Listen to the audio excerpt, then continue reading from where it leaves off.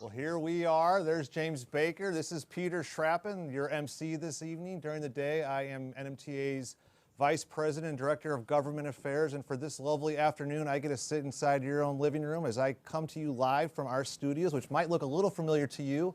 These are the same digs. I see there Doug and his team where we did the Seattle Boat Show Connected for seemed like 2 weeks, but it really was a truncated show. But what a fantastic show that was. And we came back. They invited us back, believe it or not. And we're going to hopefully entertain you for the next couple hours as we put together a pretty good show, I think. And I wrote down kind of the purpose. It's a meaningful engagement connecting members with staff to better understand where we are with the Northwest Marine Trade Association and the larger boating industry. And James, I'm going to stop blathering and say hi to you. You serve as Seattle Boat Company's Vice President for the last, I had to check my math here, 24 years. I'm out of fingers and toes on that. So, but also you serve as NMTA's Board Chair. So thank you for your volunteer service on behalf of the 628 members. And what do you have planned for this evening, James?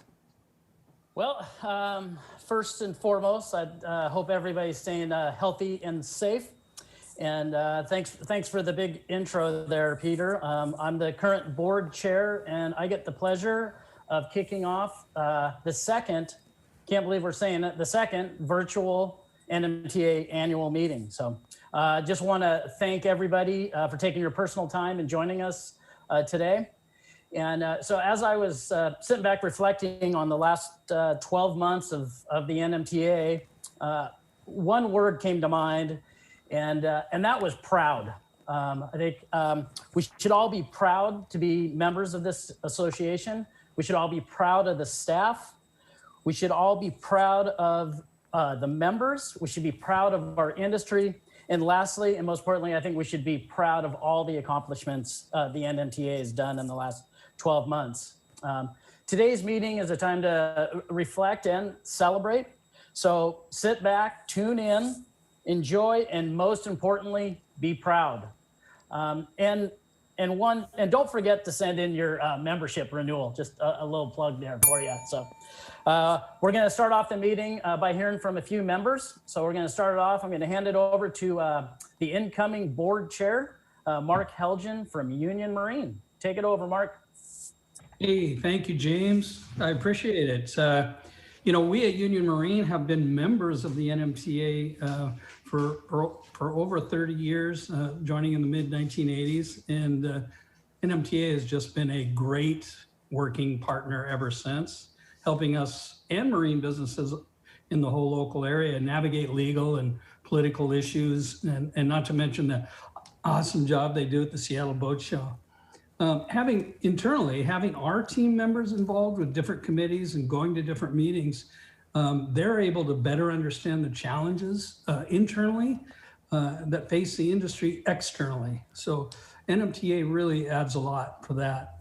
Also, this last year, with NMTA's immediate immersion into the COVID crisis, they were able to quickly identify our businesses as essential and mitigate that closure, which still hurt, but it could have been so much worse without NMTA. So thank you, NMTA staff, NMTA, the organization, for identifying problems in our industry early, quickly, and making smart strategic moves to address them.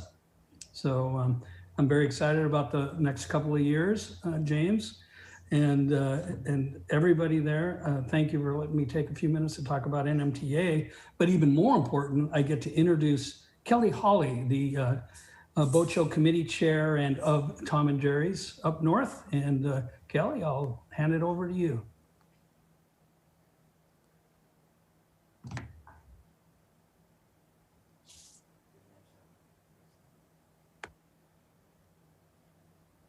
Can you hear me now? Sound great, Kelly. Somebody muted me. Sorry about that. So yeah, hey, thank you. I appreciate that introduction. You know, since being an NMTA member, it's been pretty interesting. When I first started and joining the organization, I really didn't know anything about them except Boat Show. You know, how do I get more space? You know, and what's it going to cost, and what's going on with the Boat Show?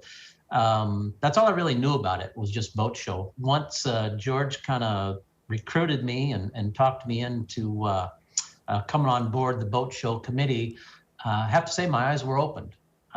There's a lot more to a boat show and a lot more to NMTA than boat shows. They tackle so many other issues that that we have to, overcome every day. It's amazing, the hours that the staff puts in to help its members out. A lot of times we go home and they're still working. There's been some pretty major things with COVID, getting us back open. When that hit, we just didn't know what the heck was going to happen. So I have to applaud Peter and George and the staff for just taking the initiative and going ahead and just fighting for us and allowing us to get back to work. So we really appreciated that. Those are things that a lot of the members don't realize that's going on within the organization and within that office.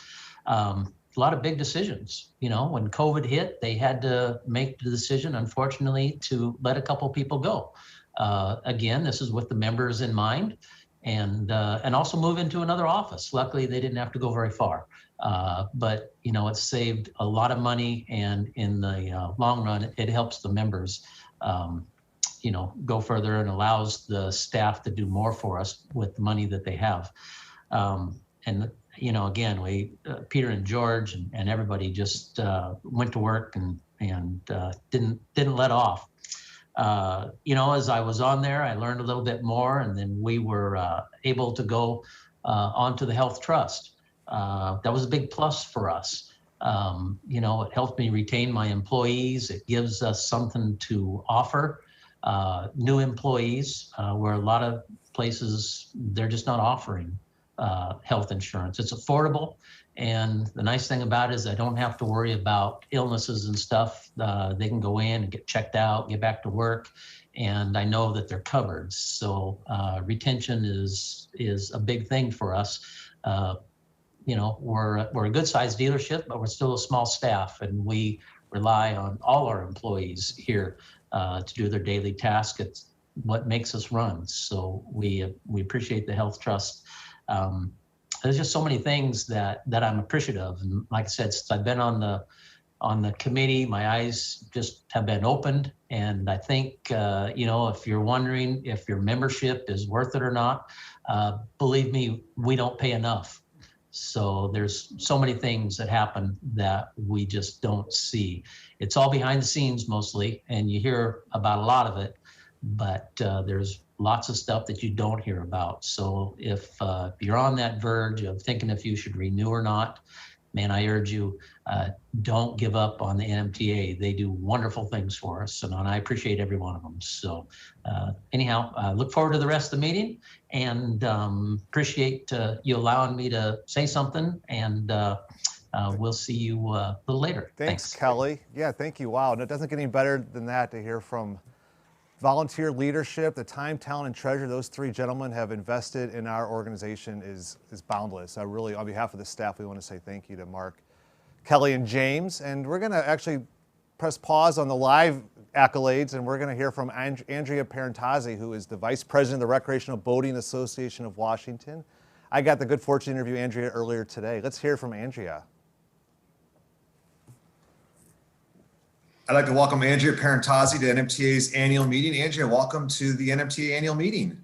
Thank you. Thanks for having me. And where are you right now? San Juan Islands, Friday Harbor. I think we picked the best 2 weeks to come up here. Well, that's great. And thanks for doing this pre-record with me. What is RBAW for the uninitiated, and what do you all specialize in? Thank you. Recreational Boating Association of Washington. So been around for about 60 years, focused solely on recreational boaters in Washington. So exciting them, making sure we have appropriate regulations, do our best to just make sure it's fun to boat in Washington. And if you've ever been to Susha, that's kind of our claim to fame. Yeah, I knew that.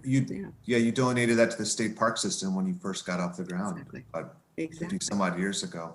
There you go, 60 plus years.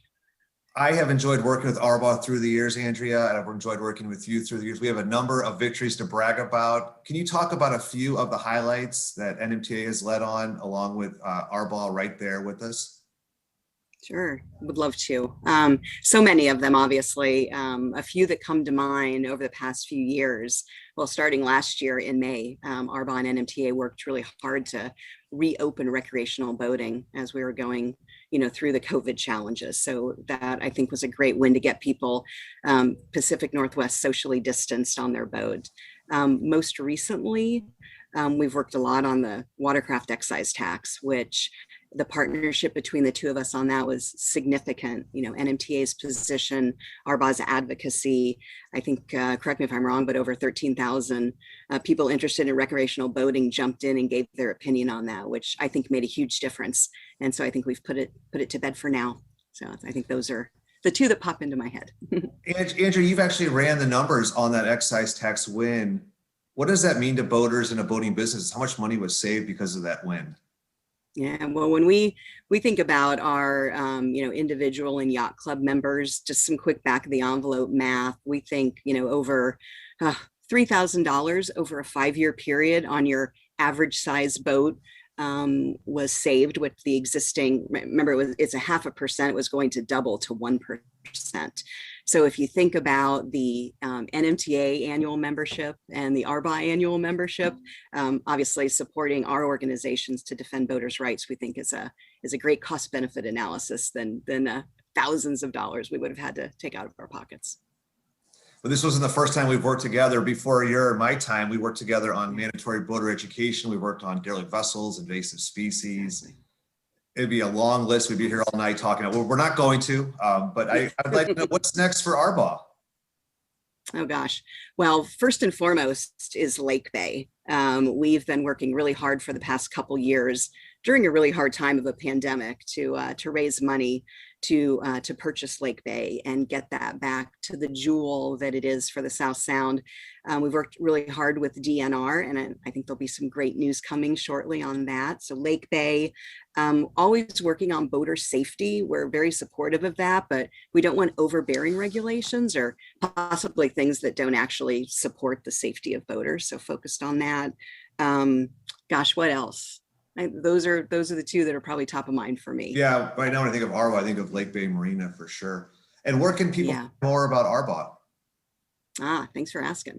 So you can go to our website, arba.org, tell you a lot of information about where we came from, what we're doing, and we're looking forward to growing our membership too. So if you're a member of a yacht club that's not a member of ARBA or an individual boater that wants to join, there's a Join Us button on there.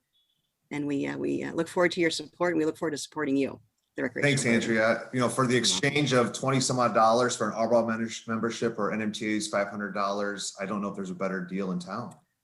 I don't think there is. It's probably the best value in boating. Right on. Well, it's so much fun to see you, Andrea. Take care out there and enjoy the water. Thank you. Thanks a lot. Thanks for having me. All right. Back to you there, George. All right. Nice job, Peter. Thank you, Andrea. Well, welcome. My name is George Harris, President and CEO of Northwest Marine Trade Association, here in this studio with Peter. Thank you, Andrea. Really nice to be here with you, Peter, a veteran. Yeah, I got to show you around the room a little bit. Yeah, 42 episodes of Seattle Boat Show Live, 34 continuous hours at Boat Show TV. It's been a fun labor of love. Yeah. Yeah. No, we've had a really good time. We've got some pretty special things planned this evening. We haven't really gone through the agenda too much, but up ahead we've got some awards we give out. What do you say we give out some awards? I think we've got some people that deserve some recognition, so let's do some awards. Okay, so ladies and gentlemen, I wish we had like the Academy Awards music or the red carpet, or at the very least I should have slipped back into my tuxedo that I wore for Seattle Boat Show Connect as I look over at Doug here, who had to endure me for those 34 hours. But yes, the first award that we're going to give out, Logan, is Bob Donegan, the Latham Global Award. It's a prestigious award. It is one of the biggest, it's the biggest award we give to a non-boating person. It's for the individual outside the industry who has contributed the most to the marine industry in the past year, and actually I would say years. In this case, we awarded this accomplishment a few years ago, and we didn't have a chance to roll that out the last annual meeting, but we're going to do that today. Shane, I'm looking over at you. Can we get Bob up? There he is. Hey, Bob. Hi there, Bob. Welcome. You're on mute, Bob. Party foul. There he Unmuted now? is. No, it's a delight to see you, Bob. Thanks for having lunch with me. I had the unenviable task of having lunch with Bob Donegan on the waterfront and getting to chew the fat with you for an hour or so. And I just am so grateful to have your friendship and just so thankful for all the leadership you have shown the Seattle Boat Show through the years. Oftentimes, believe it or not, the city of Seattle isn't excited about the Seattle Boat Show as NMTA staff is or as you are, and you've always been there helping us connect the dots and meet with the right person at the right time with the right information. It was a very easy decision for our board to give you this award. So just thank you, Bob. And I think you have the award right there, right? Indeed, I polished it up today so everyone can see it. It's only appropriate that we should be talking today. I spent most of the day in our offices on the west end of Pier 54, where the Kitsap Fast Ferry from Bremerton was docking, and the passenger-only ferry was running to West Seattle. There were sailboats and powerboats out on Elliott Bay. Kevin Clark was out testing the Argosy ships for the Blake Island runs this weekend. Paul LaMarche from Let's Go Sailing will be bringing the sailboats back to the waterfront next week. And because it's a beautiful, sunny Seattle day, at our stores at Coulon Park tonight, the seafood bar in the Kid Valley, over half the people who come to dinner will arrive by boat. If you live in Seward Park or Mercer Island or Bellevue and you need a place to take your kids, you jump on your sailboat or your kayak or your water ski boat or your fishing boat and you head down there. So it's a great honor that you would recognize Ivers and our support for the marine industry in the Northwest, and thanks for being so thoughtful of us. Well, Bob, I thought you were going to say it was a perfect day because it's National Poem in Your Pocket Day. I thought maybe perhaps you'd have a poem for us as I put you on the spot. Well, I just think of my happy condition surrounded by acres of clams. That's the only poem I can think of today. That's great. Well, it's also National Shrimp Scampi Day. Has that ever been on the menu, do you think, at Ivers? I am headed up to the Mukilteo restaurant to deliver new menus for tonight, and one of the items on the menu is shrimp scampi. Wow. There you go. Fate. The park eye are very happy right now. And I actually was doing some lobbying yesterday, George, with Bob. I was asking for 2 items to be put on the menu, and I'm going to put Bob even more on the spot now. And a year from now, Bob, it would mean the world to me to see buffalo shrimp on the menu, and garlic steamed mussels that are brought out with a little bit of fanfare. So that's where I'm going to leave things with you, Bob. So, Peter, we were having trouble finding where you harvest buffalo shrimp. Are they on the prairie or are they in the ocean? My people will contact your people. Thank you, George. Thank you, Peter. Thank you, Bob. Thank you, NMTA. Appreciate all the support. Thanks, Bob. Bob is a tough act to follow, and we're going to try to do that right here as we hand off the Nate Bonner Award. I got to know Nate when I first started at NMTA. He was a rising leader before he was tragically killed on a freak boating accident on Lake Washington, and that inspired us. Nate's spirit inspired us to award this special accomplishment to the rising star, the young leader, and it was a very easy consensus for Logan Brown to get this award. Logan is the new president of Marine Float, so congratulations on that new title, Logan. And just to share a small story, Logan and I went to DC on December 8, 2018, thinking that old Peter Schrapp would be the one showing Logan how to lobby in our nation's capital. But as we made our way through the hallways, I found myself taking notes to see Logan in action. So impressed by the message, the connecting points that you put together, Logan, through our time together in DC. And I've just enjoyed your friendship through the years. And congratulations, Logan, on this big award. Well, thank you. Am I supposed to show it here? Yeah, that sounds good. And There you if go. you have a few remarks now, Logan, to deliver, this will be now the time to share. If not, that's totally cool as well.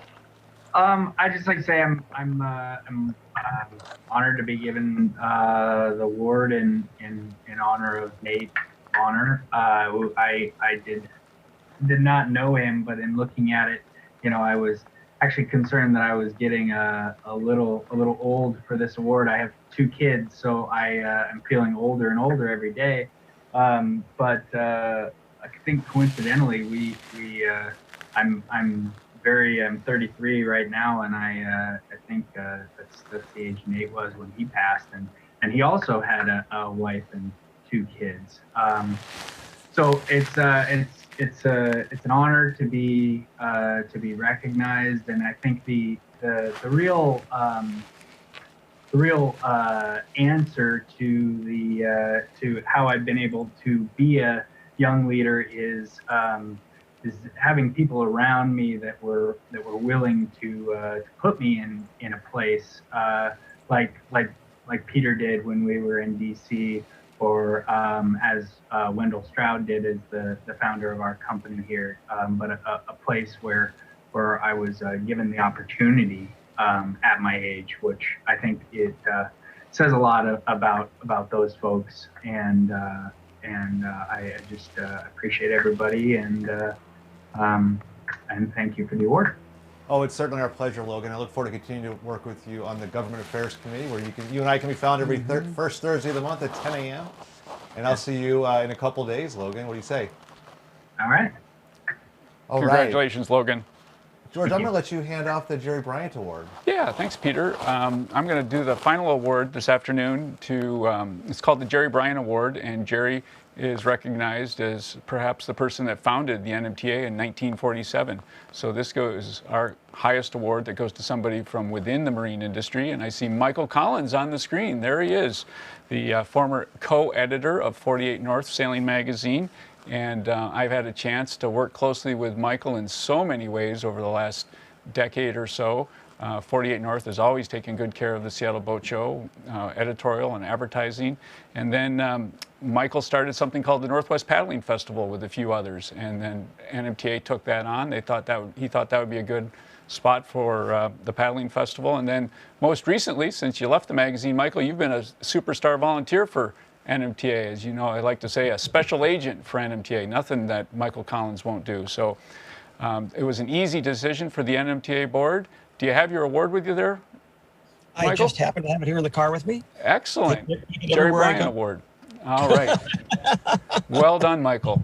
It's an honor to receive this award. Been to lots of annual meetings, watching some of the superstars of the industry receive them, and feel very honored to be included in that group. Certainly enjoyed promoting boating my entire life. I've was an NMTA member since back in the early 80s with 48 North, and then became an NMTA member with Sea Kayaker magazine also. Both magazines worked hard at spreading the word of kayaking, sailing, having fun on the water, and being safe. Through that, I'd been kind of coerced by the sailing community to start an organization called Sailing Renaissance, which Latitude 38 had started in the Bay. And we kind of started getting together and how do we promote sailing in the Northwest. And about third meeting in, John Thorburn showed up and talked to us about the Grow Boating Committee and the Grow Boating Funds from NMTA. And although we've been members for years, we're kind of oblivious to it. Went to the next meeting, and that was the end of the Sailing Renaissance, and all of the energy went into Grow Boating, and then from there getting in the Boat Show Committee and trying to be as active as possible in NMTA and all the good you guys do for the boating community. Well, thank you so much, Michael. I think we could use many more members as energetic and supportive of NMTA as you've been. Congratulations. Thank you. You know, I think that the entire Collins family deserves an award, I believe, at some part. Yeah, so we'll see another Collins name when we look at the NMTA staff roster in a little bit. Joan Collins, another extraordinary special agent with NMTA. Yes. Hi there, Joan. She's carrying out the whole wall to celebrate the big In the driver's seat. Yeah, and you are parked, right, Joan? Yes, we are parked. That's what they all say. That's great to see you. I was lobbying yesterday on an issue, and the mayor of Kenmore, David Baker, longtime friend of the association, someone we go to DC with. He's also an Uber driver and was on Uber with his video camera on while he was driving, talking to the King County Council. I'm like, not a good look, Mayor. That's something. Let's talk a little bit about the President's Report, George. This is always a highlight of my work here to hear where we are with the industry. This is not your first President's Report. This is not your first NMTA annual meeting. This is your 21st annual meeting, and I want to say it's your 11th President's Report at the helm of the Northwest Marine Trade Association. And I just, on behalf of the staff, what an incredible honor it is to be working for you, with you, on behalf of the industry. The benefit of the doubt that you share with staff, the just the freedom that we have to excel is something that doesn't happen with other supervisors I've had, and it just really means the world to me. And I'm looking forward to hearing, George, where we are with the industry. All right, well, thank you. That's very kind. And you're right, we have an awesome staff, and we have had an amazing year here in 2020 and 2021. And so I'm going to put up some slides. Our bylaws say that once a year I'm supposed to do a report out to the membership of what's happened.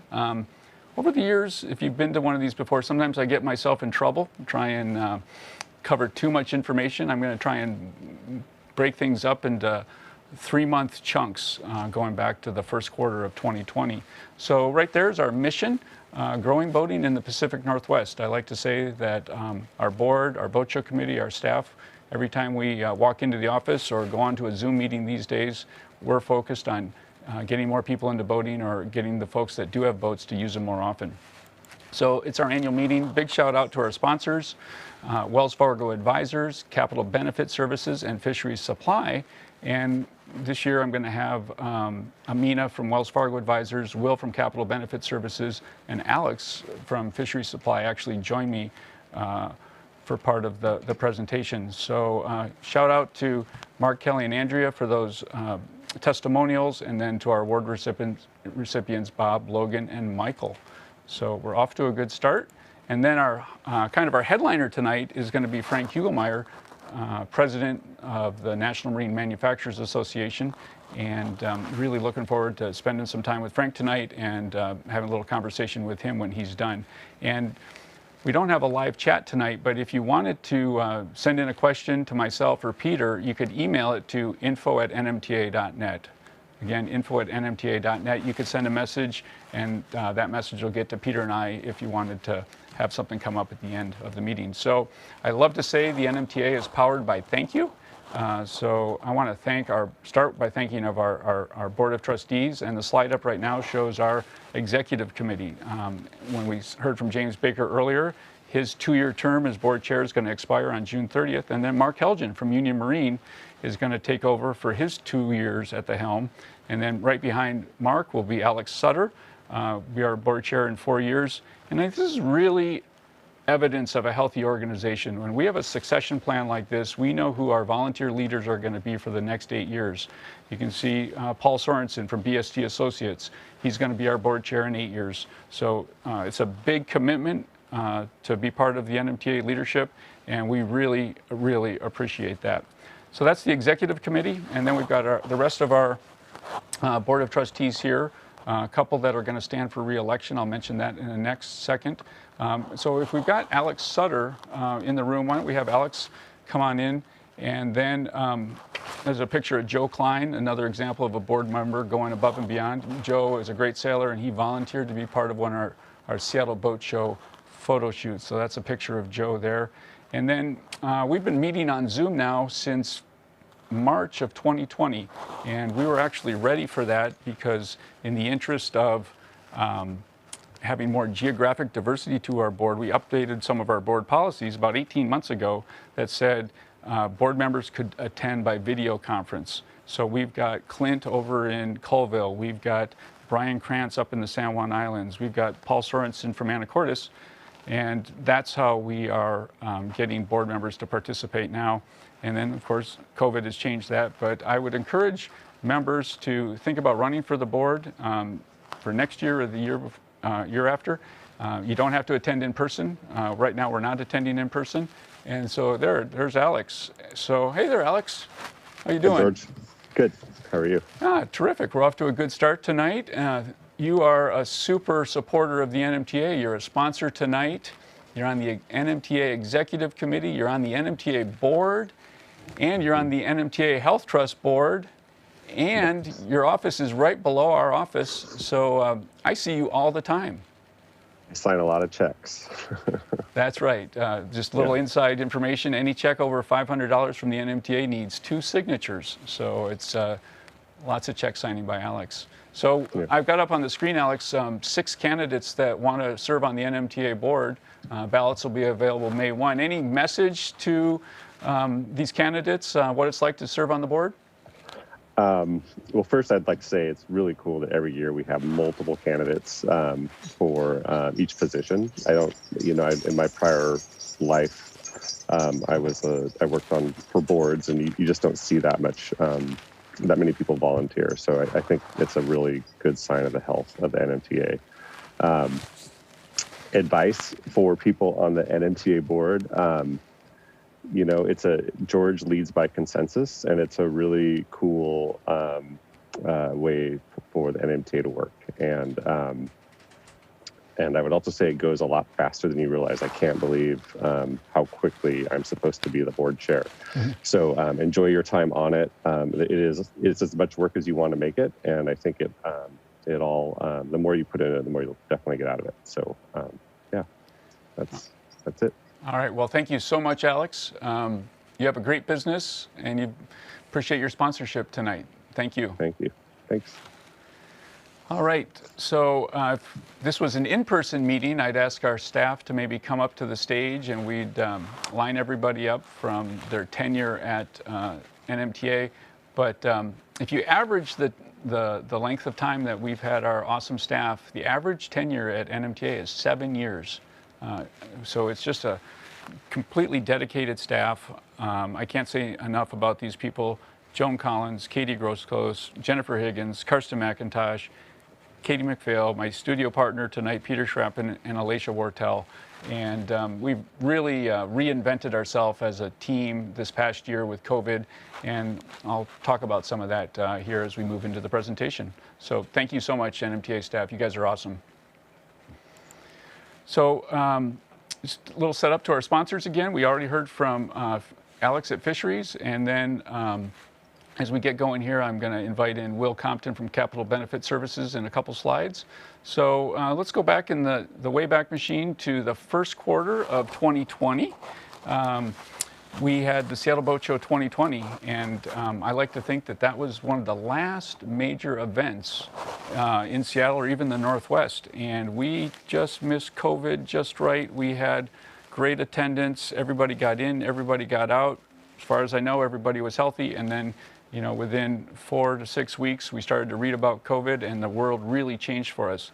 We had the foresight back then to say, let's do an economic impact study on the Seattle Boat Show. And what we learned from it, from the help of BST Associates and Paul Sorensen, Paul ended up surveying all 389 member businesses that participated, all 9,000 people that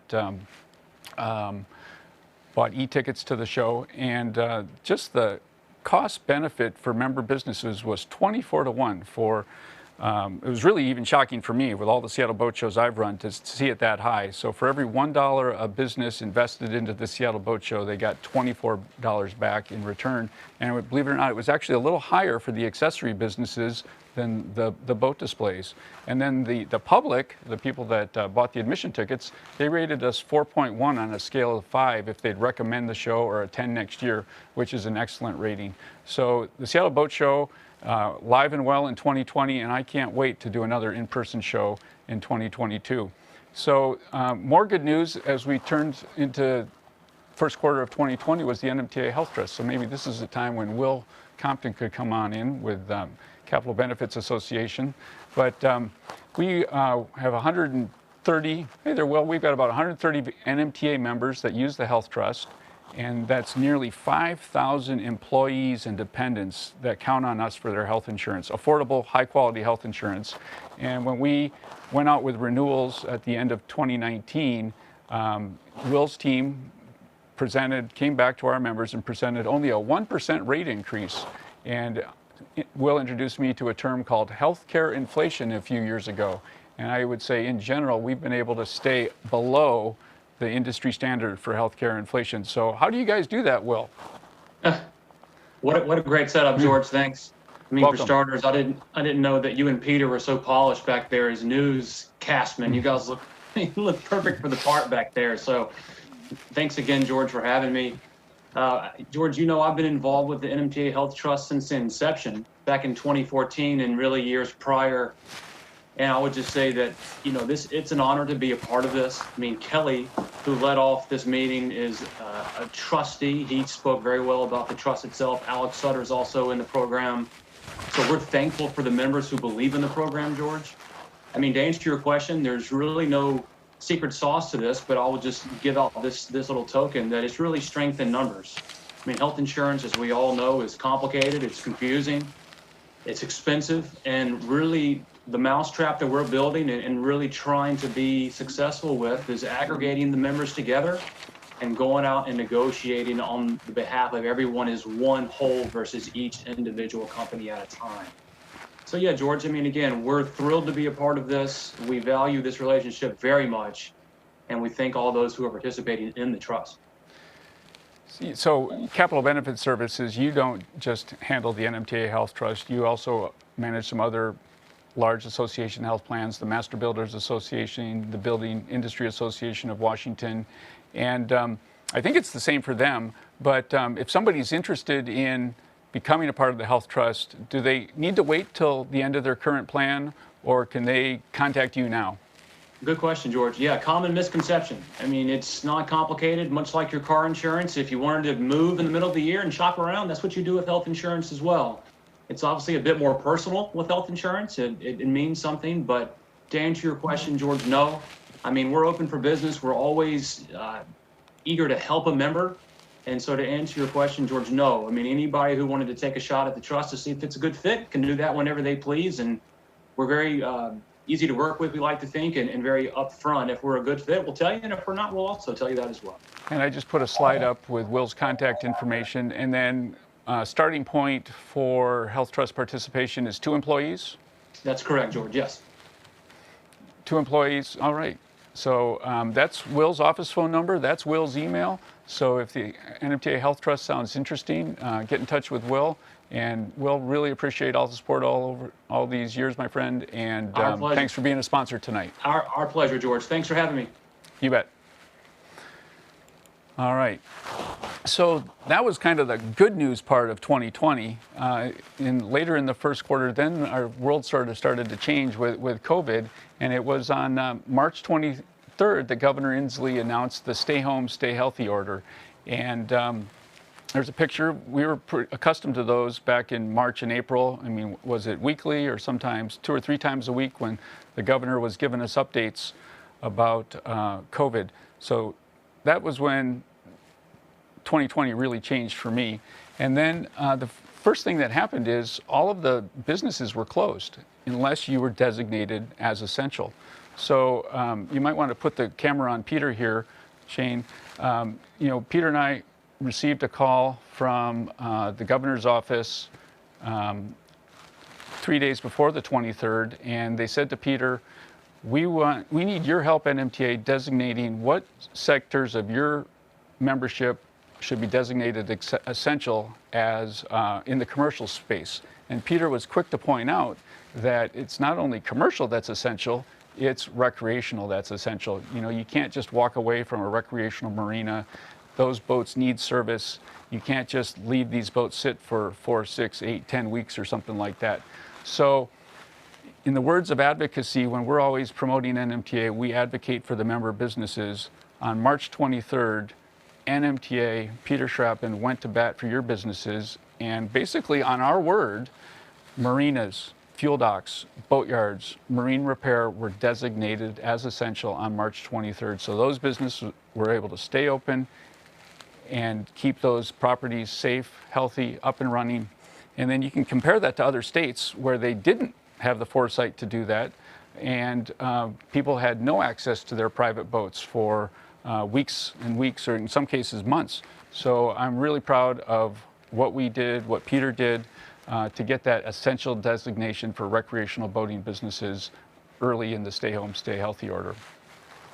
As a backdrop, you can see what the Stay Home, Stay Healthy order did to boat sales. We started to see boat sales decline in March. You can see the March bar graph there in orange down. And so we had a great start to 2020, but that all changed in March with the Stay Home, Stay Healthy order, and new boat sales for the first quarter were down 1.8%.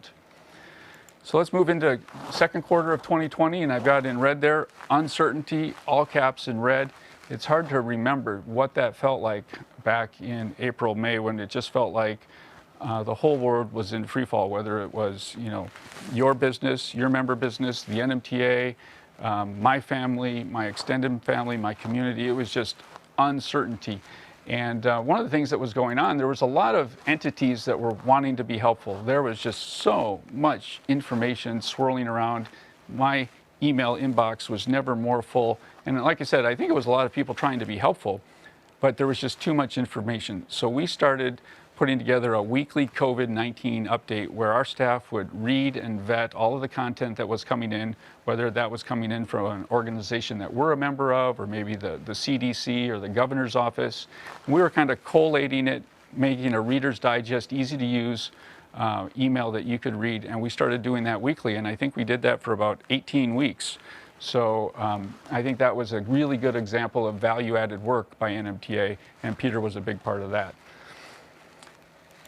So then the next thing that happened was, one of the metaphors I like to use for 2020 was, I felt like we were having one foot on the gas and one foot on the brake at the same time. So people recognized pretty quickly that boating or any type of outdoor recreation was a great thing to do during COVID, but it was really unclear. We were getting really mixed messages from the governor's office, from City of Seattle, on if it was okay to go boating. So our Grow Boating Committee jumped into action, and they dedicated $25,000 for a digital advertising campaign called Open for Boating. So we let Western Washington, we let the Northwest know it was okay to use your boat. And actually the state agencies, Fish and Wildlife, Washington State Parks, they were happy that we were amplifying their messages and being really clear, because we have a great reach to boaters, how you could go boating safely during the stay home, stay healthy order. So I think that was a big accomplishment that I'm real proud of in 2020. And then, like I said, there was a lot of confusion about what was open, what was closed, particularly in the San Juan Islands. And so we started something in partnership with Mark Bunzel and the Wagoner Cruising Guide. Peter and Mark ended up co-hosting 42 live webinars last year called Seattle Boat Show Live, and information about what launch ramps are open, what fishing regulations are going on, what are the changes with marine state parks, what pump out facilities are open. And then as things settled down with COVID, they were able to move into more traditional educational topics like, maintaining your diesel engine or bottom paint or something like that. But we've had great viewership. My calculation, over 42 episodes in season 1 is nearly 10,000 viewers, 10,000 boaters tuned in for that. So I think growing boating, getting the message out that it was okay to go boating was another really important thing that NMTA did. So the next real milestone for me was, and great story was, we're coming out of the stay home, stay healthy order, and Governor Inslee was getting ready to reopen businesses in what he called phase 1. So Peter and I were in constant contact with the governor's office staff and Commerce, and we knew that maybe we were on the bubble for consideration for being open into phase 1. And we knew the auto dealers were really working hard at being included into phase 1. And it was the Friday before May 5th when the governor made the announcement. Peter came into my office, and it looked like he'd been run over by a truck, because the governor had just made the announcement that for phase 1 it was going to be auto dealers but not boat dealers or boat brokers. So that afternoon, that night, we stayed at the office late. We kind of put together our plan, and we doubled down, tripled down, quadrupled down on how we are going to, there's no risk of being too annoying with the media or the governor's office or Commerce. So we just doubled down, called in every favor we could, accessed everybody we could. And through all of that, Como News found out what we were working on, and I was able to do an interview with Como News Friday night. It aired all day Saturday, all day Sunday, or frequently on Saturday and Sunday. And then what do you know, Peter gets a text message from Commerce that morning that we're in. Boat dealers and boat brokers are going to be included in phase 1, and I'm really proud of that. I think if we wouldn't have done that work, if NMTA wouldn't have done that work, our dealers and brokers would have had to wait another 6 or 8 weeks to be open in phase 2. And a big part of it, I think, in our message is the seasonality of our member businesses. So good job, Peter. Thank you very much. And we got it done for phase 1. So then we took the Anacortes Boat and Yacht Show live. We postponed it to June. I think as you look back, the show was originally scheduled for May. Naively, we thought back then, like many of us did, that surely COVID will be past us by the end of June. But we picked some dates on the calendar for end of June. We got to mid-June. There wasn't a chance to do an in-person show, so we went virtual. And I am really proud of NMTA. We roll up our sleeves and we figure out how to do things. And we're all very comfortable with Zoom now, but we experimented. I felt like we were on the cutting edge with open Zoom meetings. We had 32 dealers and brokers participate. We had a modest advertising budget, but we came together as a group, NMTA staff and those 32 businesses, and we put together a great event. Really proud of it, what we learned, but it wasn't a huge home run in terms of attendance, so I'll admit that. But a lot of really good experimentation, and it really set us up for what we did in Seattle Boat Show Connected in January. So we learned a lot. So finally, in the second quarter of 2020, boat sales were down 5%. You can see that in the bar graph there. They were starting to recover in June, but not quite enough to get us into the plus category for the second quarter. So as we move into the third quarter, that's when the NMTA put together our 2021 budget, and we approved what I'll call an unprecedented budget for NMTA. Our plan was to, if needed, spend up to 40% of the NMTA reserves.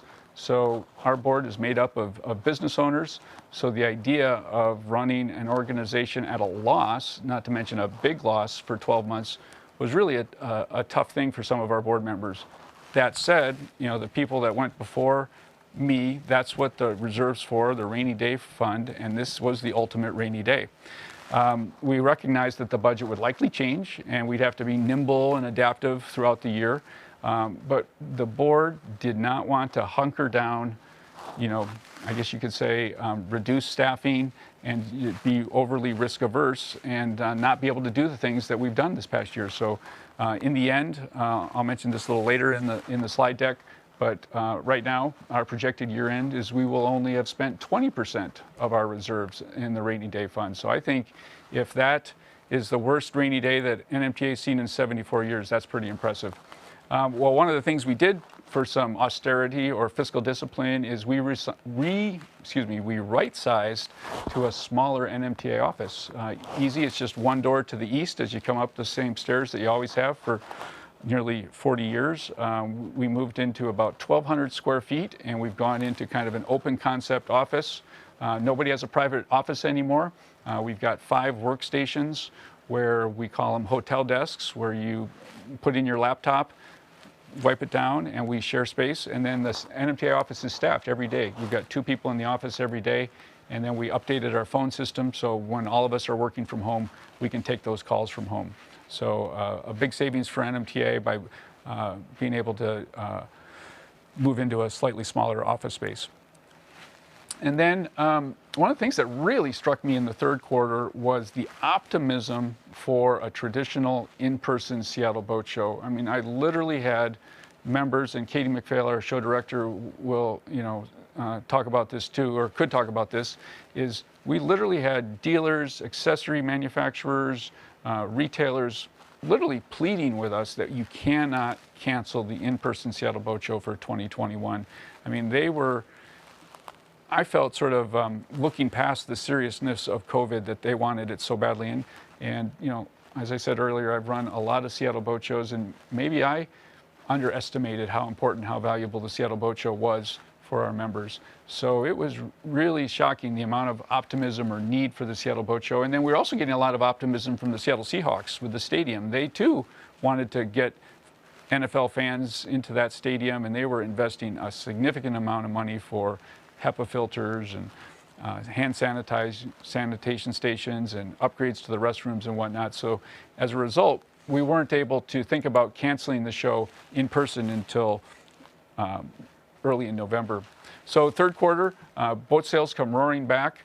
For the quarter, boat sales were up 36% in units, 50% in value, and all types of participation was up. I was on the Clean Vessel Act with Washington State Parks Grant Review Group earlier this year, and pump out stations in the San Juan Islands were reporting triple the pump out service. You know, Roche Harbor, Deer Harbor, Lopez Island. Recreational fishing license sales from Department of Fish and Wildlife were up 9% for Washington residents last year. So lots and lots of boating activity. And that's been the real silver lining, we all know, for COVID this year. So sliding into 2020, fourth quarter, something that I am very proud of, and I know Jennifer Higgins, our Director of Finance is, and our full board is, but NMTA received its 21st consecutive clean audit from Clark Nuber. And really proud of that. We have about a $3 million budget that we work on, and there's a lot of money coming in and coming out with our big events. And just really proud that we had our 21st consecutive clean audit by Clark Nuber. So I think we should have Amina Kamali in the side room, so we can have Amina come on in.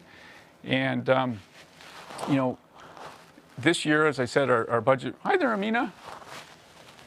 Welcome.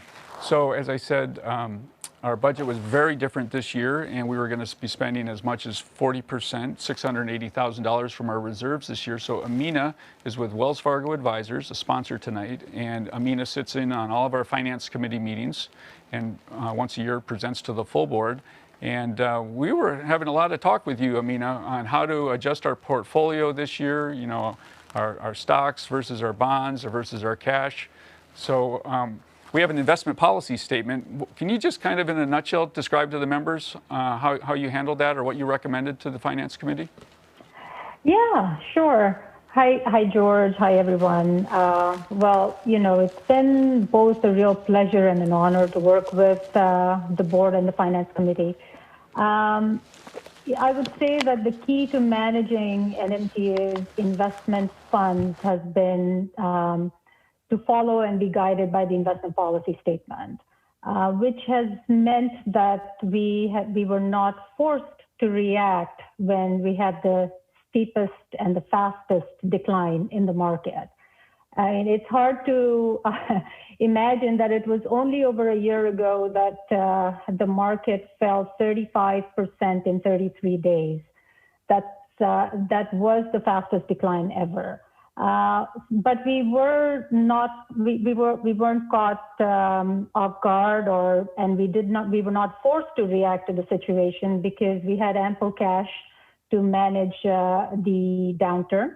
And as the market recovered, we navigated the rough waters, and as the market recovered, you know, we had leaned on high quality equity portfolio for growth and income, which we were able to use to continue to get the performance. And also, I mean, you know, the objective for the NMTA investment fund is capital preservation with some growth.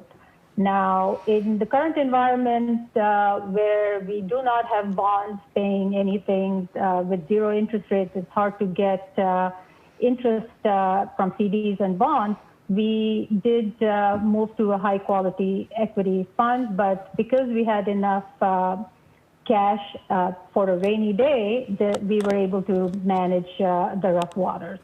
So we're in good shape, and you know, we were able to come basically on the other side with minimal or no damage actually, and the market has of course recovered and gone higher from where we were last year. So that's what we've been able to do, follow the investment policy statement, have a disciplined approach, and make some opportunistic and tactical moves, which sometimes non-traditional, but you know, provide us with the growth and capital preservation opportunity. Well, thank you, Amina. The board and executive committee trust you immensely. So I've got your contact information up on the slide. Thank you for being a sponsor tonight. Would Wells Fargo Advisors be available to do this sort of work for NMTA members? Yes, absolutely. We are available to help NMTA members, and you know, you can reach out to me or give me an email, send me an email, give me a call, or reach out to me via the contact information, and we'd be happy to. All right, wonderful. Thank you, Amina, and look forward to seeing you at one of the Finance Committee meetings or one of our upcoming budget lunch meetings. That sounds great. All right. So, so Jennifer Higgins, our Director of Finance, per our bylaws and what we do every year, NMTA members can go see our NMTA financial statement at www.nmta.net. You can click on the members only section, go down to the financial statements, and the password is 20member21 in lowercase. You can go see there. If we were in person, Jen would be in the back of the room handing these out to you, but that's how you get to them online here at the meeting. And if you have trouble getting a hold of that, an email to info@nmta.net, and we can help get that to you. We could send it to you as a PDF. So, so also in the fourth quarter, in addition to the audit, is when we officially pivoted from a in-person Seattle Boat Show to a virtual, all virtual show. We did that announcement on Monday, November 3rd, which was a big deal. And by November 3rd, in COVID, it was pretty clear that we were going to make that move. It was really notable that in the end, there was only 3 major boat shows in North America that tried this. It was the Seattle Boat Show, the Toronto Boat Show, and the Cleveland Boat Show. And we've had a lot of talk with our friends in Toronto and Cleveland about what they did, and it was interesting. They did a lot of things similar. We did some things different, and I'll talk about that in a little bit more. So in the end, for fourth quarter boat sales, normally a pretty quiet time for boat sales here in the Northwest, but new boat sales were up 31% and 23% in value. So here's what it looks like for the year for the new boat sales. You can see the orange line where it dropped down during the stay home, stay healthy order, but then it shot right up over the top. And in the end, for 2020, new boat sales were up 12% in units and 16% in value. And I think there were a couple of months, particularly June and July, where new boat sales were up 44 and 46% respectively. You can see those orange dots way up there. It was notable that Peter and I were contacted by different state agencies, different environmental groups, saying, oh my gosh, with that many extra boats now in the fleet here in Washington State, surely if we regulate them some more, things will be better the way we see the world. And, you know, I'm love it if new boat sales were up for 24% or 40%, but, you know, they were up 12%. And I think Peter and I worked really hard to sort of tamp down some of the exuberance that the media was picking up, that boating was, you know, on fire, so to speak. So the numbers are, thanks to Sea Grant, 12% increase in registrations for 2020. And then something also we pay attention to that's very important is what did the new brokerage registrations look like? And you know, a lot of talk out there about availability of good inventory and that sort of thing. For 2020, new brokerage registrations were up 7.8% with an increase in value by 23%. Again, thanks to Sea Grant. And then if you look back in time, all the way back to 2003, ever since we started working with Sea Grant, you can see that last year we had 6,805 new registered boats in 2020 compared to 6,053. But we're still not at the high water mark where we were in pre-recession 2007, 2008 with 10,000 boats registered.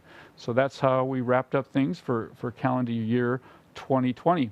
So then we turned the corner, flipped the calendar into January 2021, and we did our big, audacious Seattle Boat Show Connected. And it was very reminiscent of my very, very first Seattle Boat Show when we went from the Kingdome to what was then called the Stadium Exhibition Center, a round show into a square box. We reinvented the Seattle Boat Show, and in the end, we had 218 member businesses participate. And one of the early decisions we made as staff and with the Boat Show Committee is we were going to commit to the same level of advertising as we did the year before and the year before and the year before, which is $250,000. And it's maybe not common for a show producer like NMTA to run around and tell the world that they spent $250,000 advertising, but we wanted to let the members know we were not going to cut any corners, and the word was going to get out that the Seattle Boat Show was big and it was strong and it was happening. And in the end, on those 4 show days, the 28th, the 29th, the 30th, and the 31st, we had over 300,000 unique people come to that website. So as I like to say, and James Baker, our board chair, likes to say, we really stirred things up. And I think you can see it in the sales data. We sold tickets in all 50 states. We pre-recorded 83 boating, fishing, and cruising seminars. Peter hosted 34 hours of live boat show TV. We had 594 boats on display, 364 accessories on display, over 7,500 images uploaded. It was a big deal. It was a lot of work. Hats off to the NMTA staff, all of our partners behind the scene that helped us pull that off. And it was very, very successful. Pause. That said, I know it wasn't perfectly successful for all those 218 businesses. There were some businesses that did fabulously well, and then there were some businesses that didn't do so well. So I know that.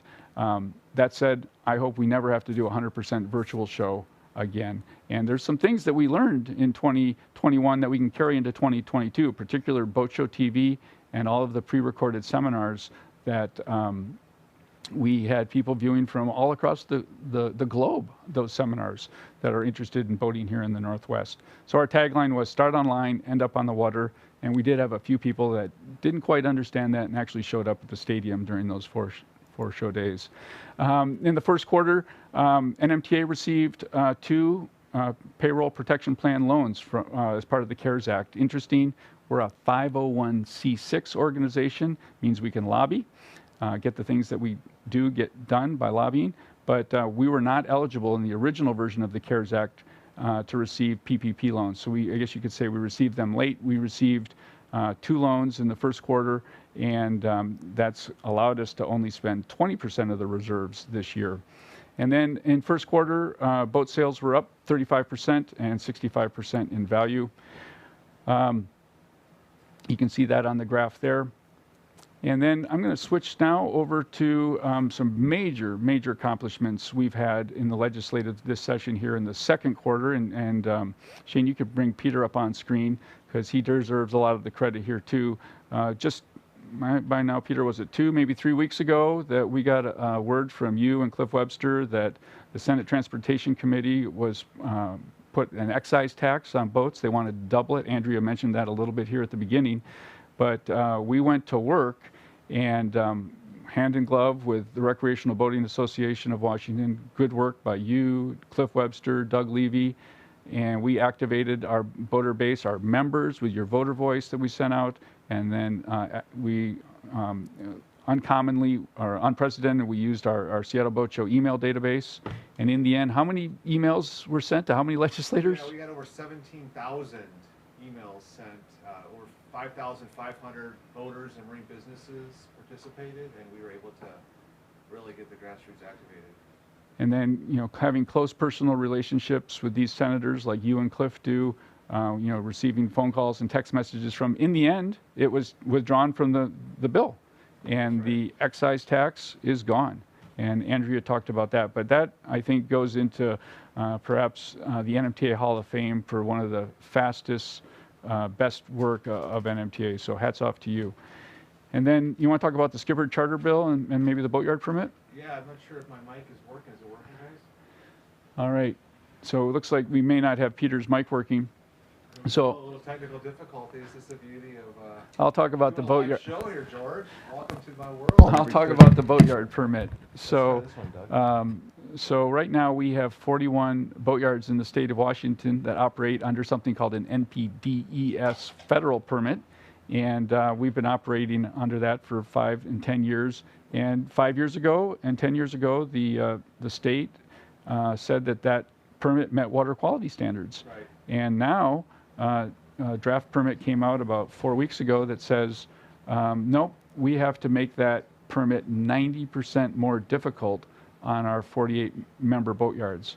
So it used to be, don't want to get all technical here, one benchmark. 150 parts per billion, and they're looking at making it down to 15 parts per billion. Yep. And so we use an environmental attorney, Brad Dahl, environmental engineer, Barry Kellums, Peter, Brian, Barry, myself, some input from the Boatyard Committee, draft a 14-page letter, send that off to Department of Ecology, doing the best we can to make the case that permit is just fine the way it is. Yep, and ongoing conversations with key staff that are making decisions at Ecology right there at the table for you every day of the week. We've been answering questions and trying to make sure that we're putting ourselves in the best position to get the real permit that's actually attainable for our members.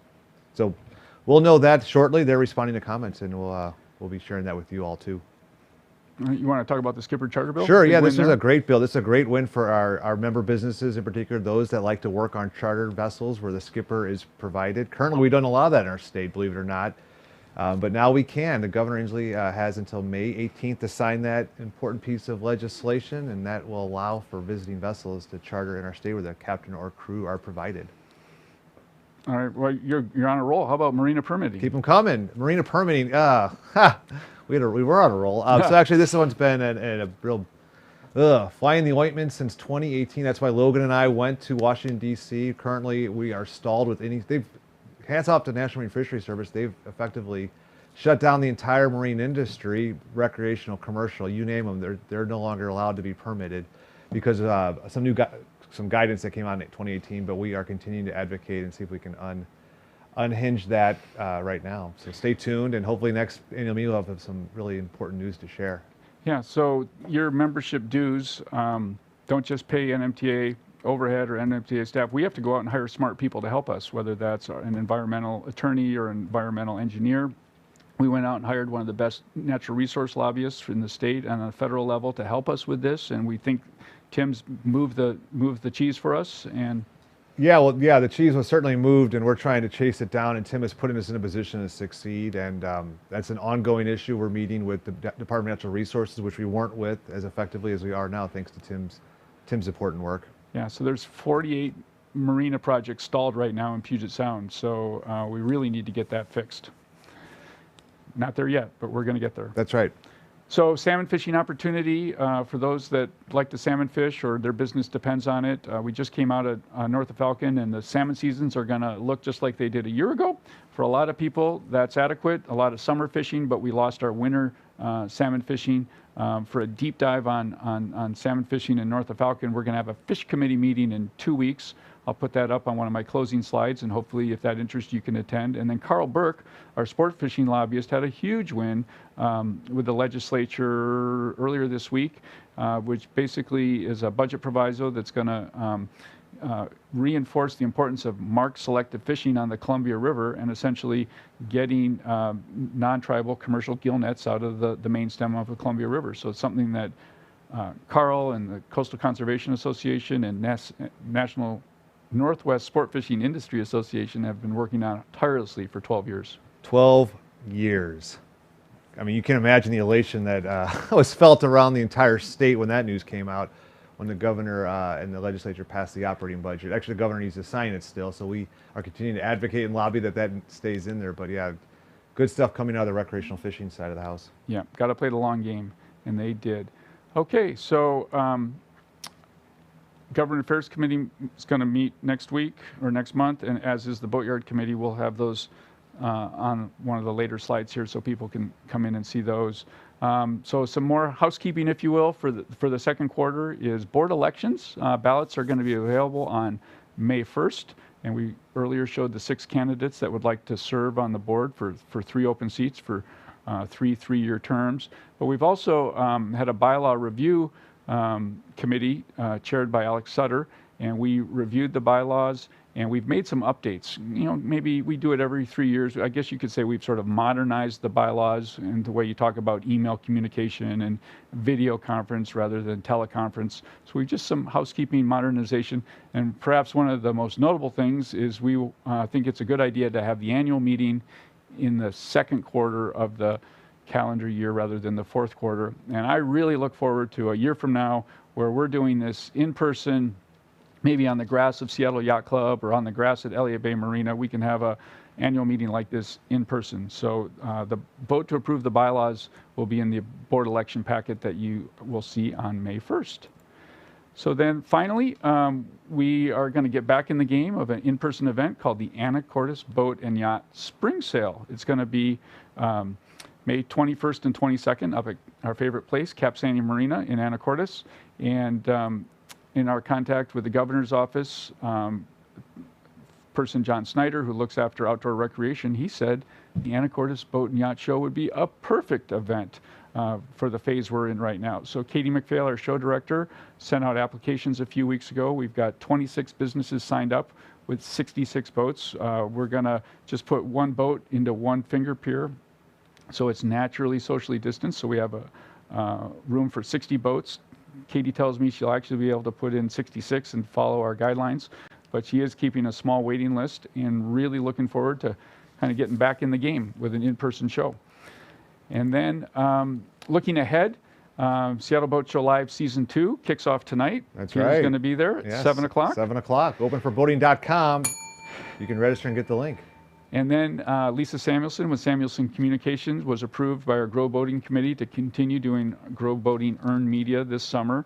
I like to say if there's a positive news story about recreational boating here in the Northwest, it starts with the NMTA. I don't think that's an exaggeration. And it often starts with Lisa Samuelson. So she will be working closely with King 5, Evening Magazine, and every summer Lisa's been able to generate probably 14 new original segments on boating, plus another dozen or so that re-air from previous work with Evening Magazine. Grow Boating Committee, staffed by Karsten McIntosh, approved a new idea. You may remember the Northwest Salmon Derby Series we ran for 16 years, where derbies moved around different parts of the state. We're going to try and do something less fishing related, and it's going to be called pontoons. So we'll have a pontoon boat with a live band on it, and it will go to 6 marinas, 3 on the saltwater, 3 on freshwater this summer to get things started. That's how the Derby Series started. And you can see the new logo that we just came up with this afternoon from Bullseye Creative. And the concert series will move from marina to marina and bring people in a socially distanced way down to their boats, into their fairways, and it's an event that the marinas can promote. Membership renewal invoices went out a week ago, so like to think that we've made a good case here why your membership is a value bargain at $475. I think Kelly Hawley said it should actually be more. I'm going to be charged. I'm going to be talking to Kelly later. We'll have to fix his invoice. Yeah. So membership renewals are out right now. They're due on June 30th. I think he said he wants to pay more. Oh, he wants to pay more. Yeah, that's not a problem. So then for the NFL fans in the room, the NFL announced about 4 weeks ago they're going to go to a 17-game season, which is going to move the season back a week. So the Seattle Boat Show is now going to be Friday, February 4th to Saturday, February 12th. I'm going to say it's the latest Seattle Boat Show in the last 40 years. So we are moving later. So what that does is puts us just 3 days before the Miami Boat Show opens up. And that'll partly be a good segue into our keynote speaker, Frank Hugelmeyer, here. So let me just wrap up with some upcoming meetings. We've got our Government Affairs Committee meeting staffed by Peter, May 6th at 10 a.m. Go over a legislative session recap with our lobbyist, Cliff Webster. Fish Committee is going to meet on May 12th at 2 p.m. We're going to get a legislative recap from our lobbyist, Carl Burke. I call him our Salmon Policy Special Agent, Pat Patillo, former WDFW staff, on what happened at North of Falcon, and then an update from a separate entity called Fish Northwest, Brett Rawson, and what they're working with Department of Fish and Wildlife. And then Grow Boating Committee is May 13th at 9 a.m., staffed by Karsten McIntosh. And these are all on Zoom, by the way. These are all on Zoom right now. And then Super Yacht Committee, staffed by Peter, chaired by Monique Weber, is going to be May 11th at 10 a.m. And then Boatyard Committee, TBD, but coming up. That's right. Keep checking that website. Check that website. And an update on the Boatyard permit. So there you go. There's the slides for the Boatyard. So big thank you to our sponsors, Wells Fargo, Capital Benefit Service, Fisheries Supply. And we're just a little bit behind schedule, not too bad. So is Frank Hugelmeyer in the green room? There he is. There he is.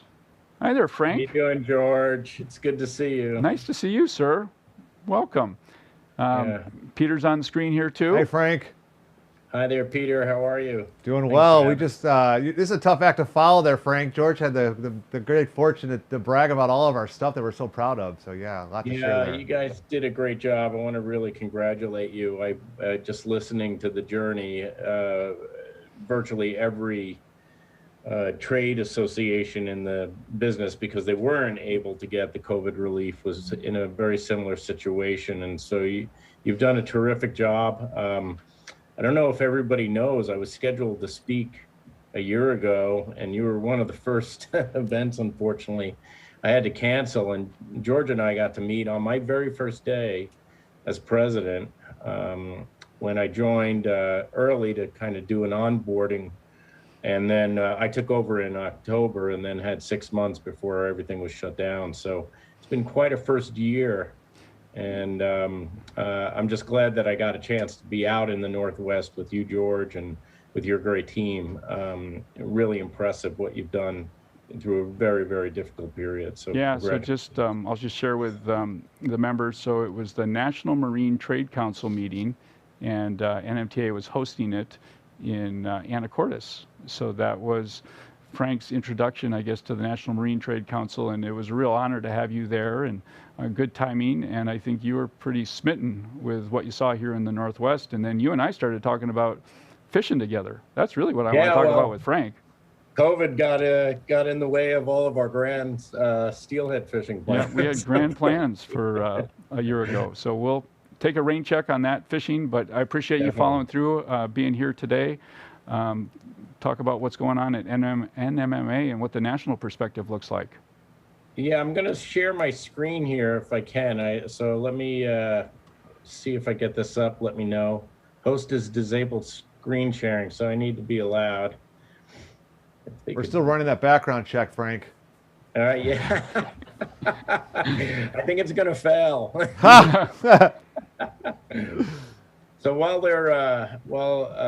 Alicia's disabling my screen sharing, I think it might be helpful for everyone to know how I got to where I am with NMMA.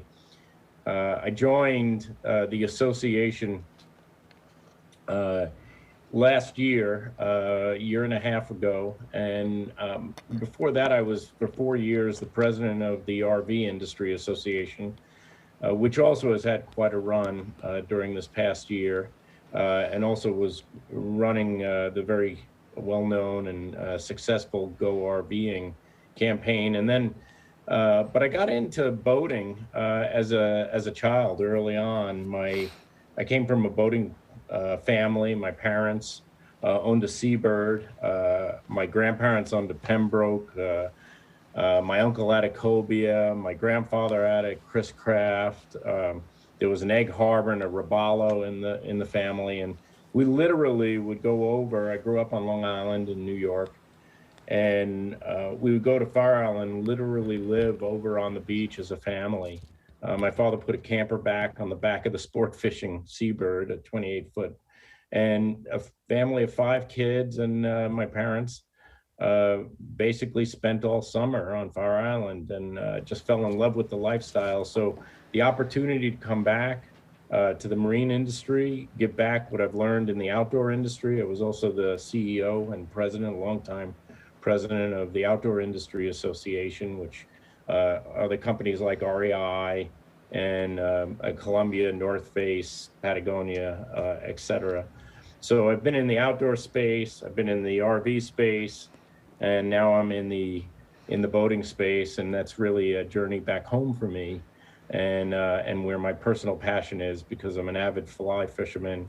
And if I've got a chance to take a break, I'm standing on the front of a boat with a fly rod in my hand, chasing tarpon or something similar around the world. So well, welcome back into the briar patch.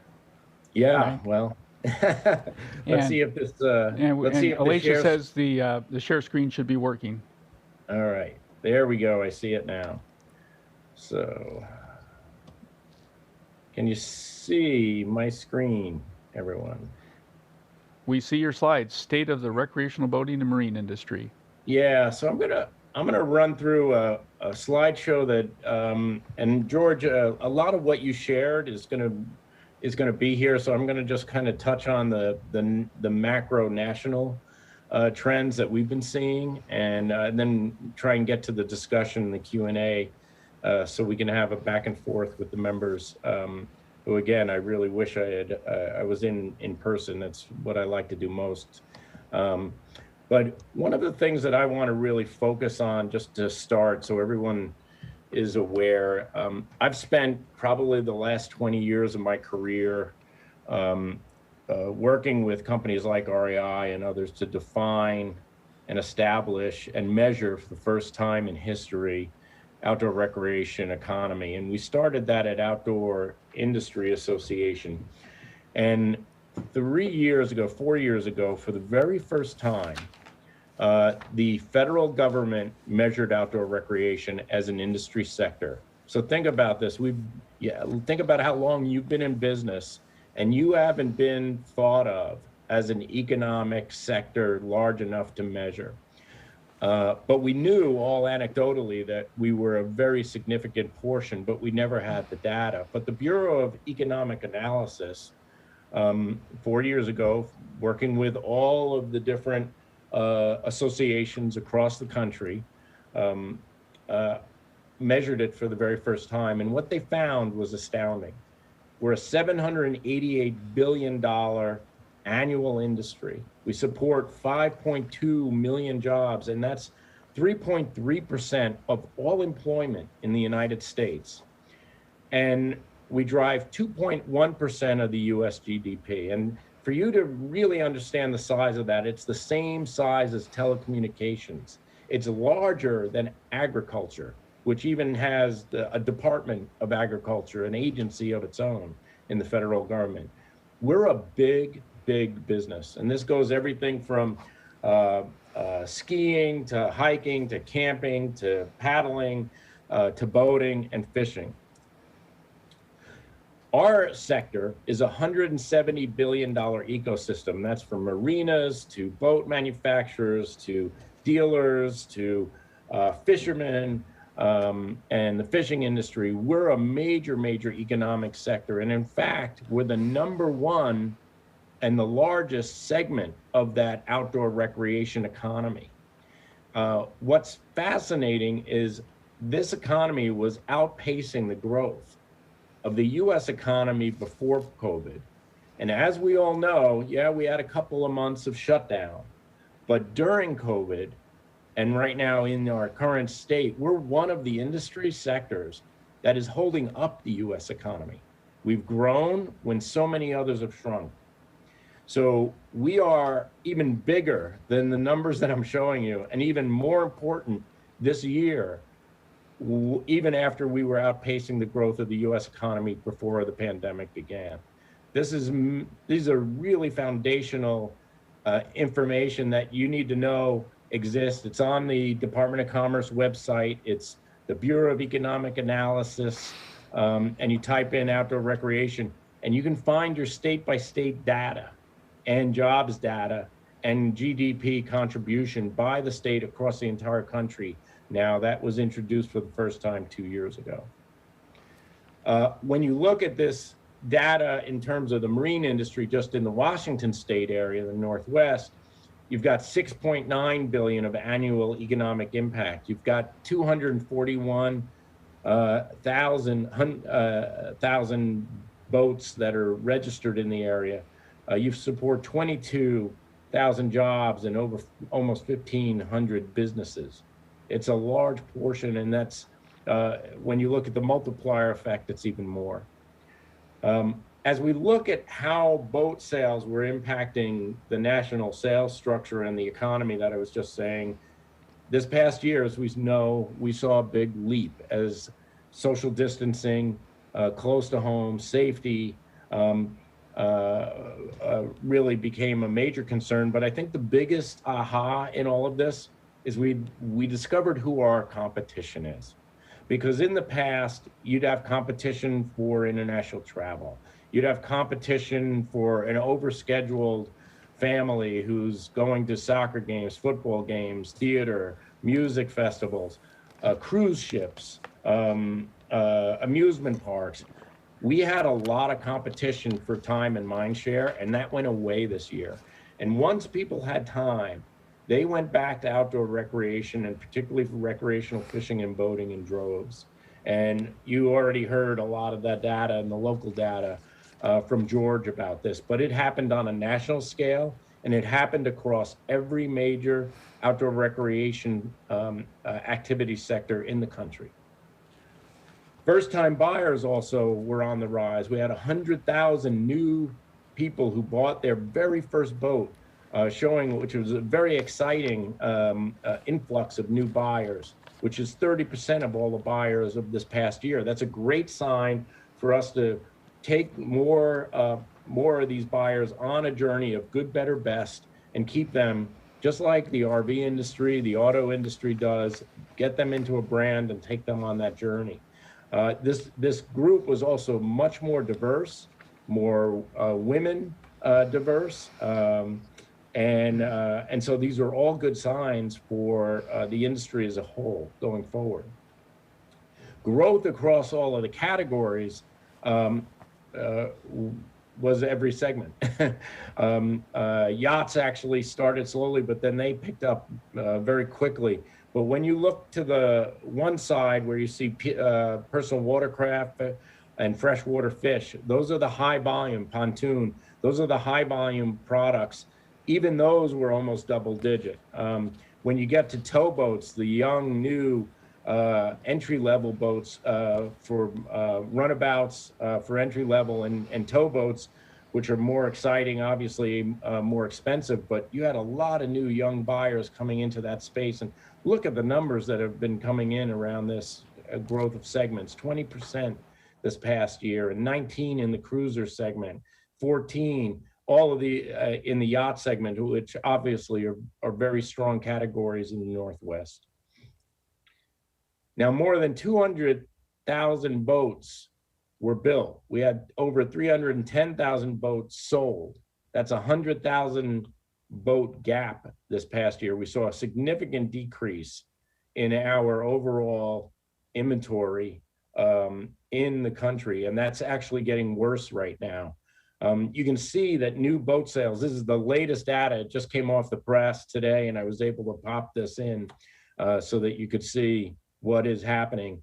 But if you look to just that October, November, and December timeframe, the sales poll is still very strong. We're seeing strong registrations across the country, continuing to be significantly higher than last year. But you can see that shipments of boats are significantly lower than where they were and need to be for us to really take advantage of the market opportunities that we see in front of us.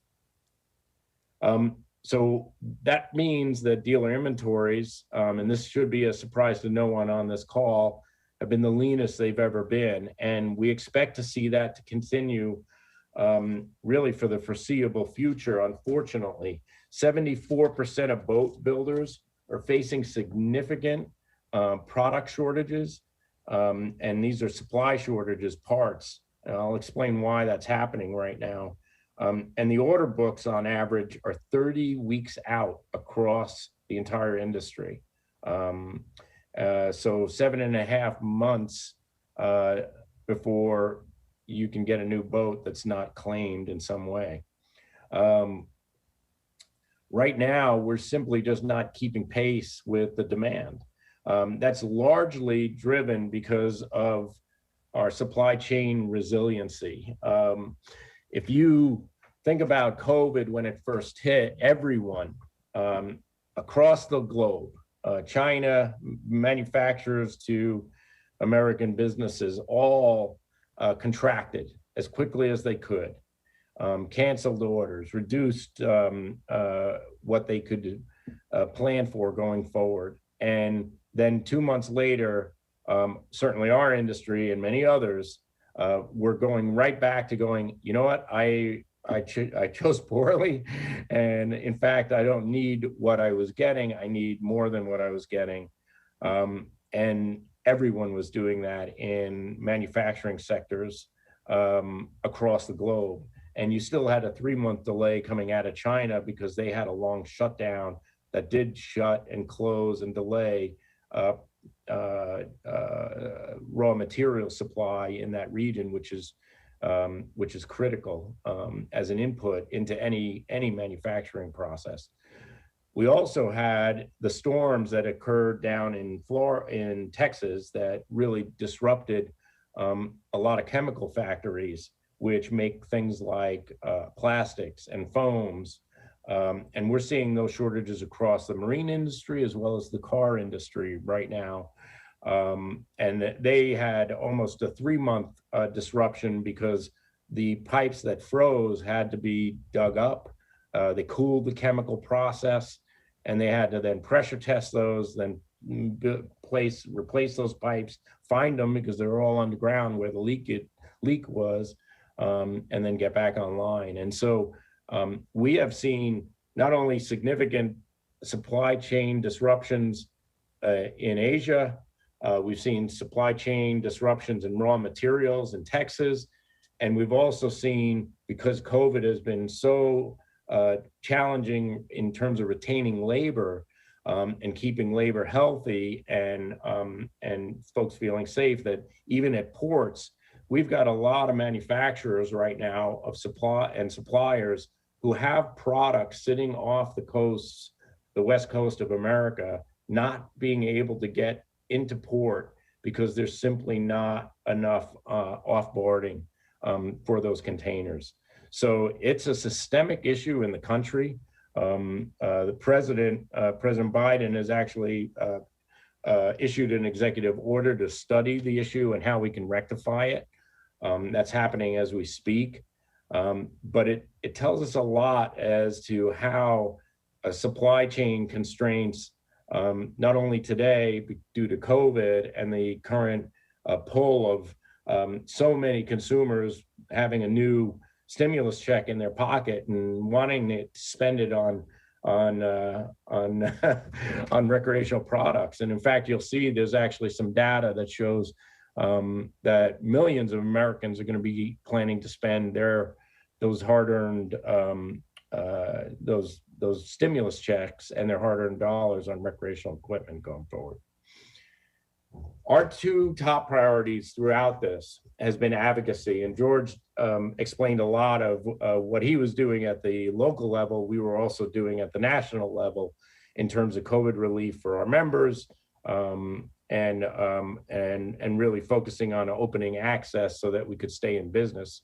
The other piece of this has been market development, and I'll go through the two main areas that we're focusing on right now in our strategic priorities. From an advocacy standpoint, we focus on 5 main core buckets: lobbying, federal, international, and of course, supporting all the state efforts of the great MTAs. Building the big coalitions, and we've been a leader of building the Outdoor Recreation Roundtable, which has really become the spokesperson for that giant outdoor recreation economy.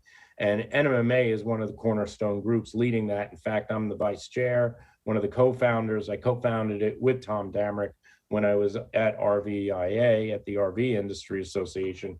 And next year I'll become the chairman for 2 years. So marine industry is really going to be driving those coalitions, but we also belong obviously to all of the national fishing coalitions as well as business groups. We focus on public relations and public affairs, really driving communications around these issues, grassroots activation of all of the people who attend our boat shows and how we can activate them, as well as the fundraising and the PAC that we organize nationally.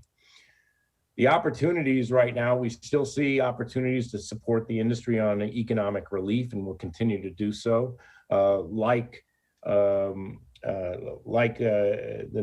George and his team, we just got our own PPP COVID relief at NMMA just this past month.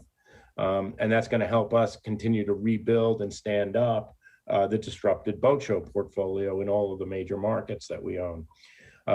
Trade and tariffs, these are another big issue. We've got right now a 25% punitive duty, a retaliatory tariff from the steel and aluminum trade wars that were started by the Trump administration.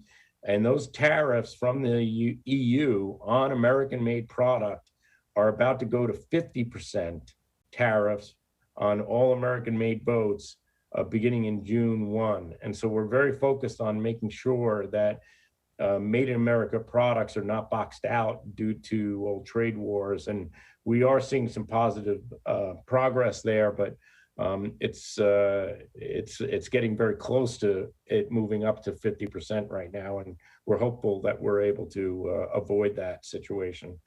Recreation infrastructure is a huge opportunity at the moment because we just passed historic legislation last year, the Great American Outdoors Act, which drives over $6 billion into American infrastructure and recreation-based infrastructure, and that means more ramps and better repaired marine facilities and areas around the country, particularly on public lands and waters, as well as another $900 million of annual funding for the Land and Water Conservation Fund. And that's an opportunity for states like Washington to say, hey, I have an infrastructure project that I want to do, and that provides a federal matching grant mechanism for a state to double its money and actually get that infrastructure done.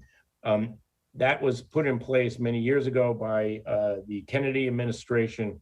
It is funded and created infrastructure around the entire country, and every county in America has benefited from this. So if you've got an area where you need more infrastructure or need a new ramp built, you can work with a local municipality, your county, as well as your state to actually go and get those matching dollars in the Land and Water Conservation Fund.